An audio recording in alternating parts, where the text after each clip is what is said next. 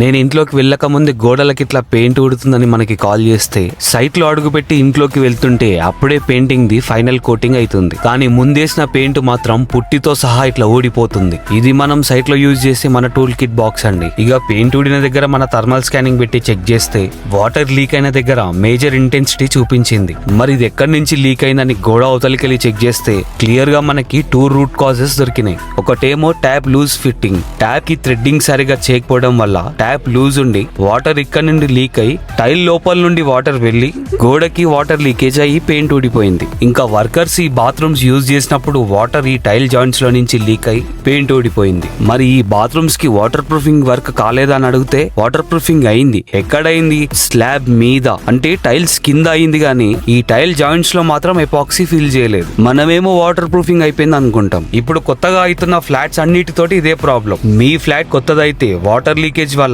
మీ interiors ఖరాబ్ కాకుండా ఉండడానికి ఫ్లాట్స్ లో ఉన్న ప్రతి డిఫెక్ట్ తెలవాలి. కాబట్టి ఇంట్లోకి వెళ్ళక ముందే హ్యాండ్ ఓవర్ ఇన్స్పెక్షన్ చేయించుకోండి.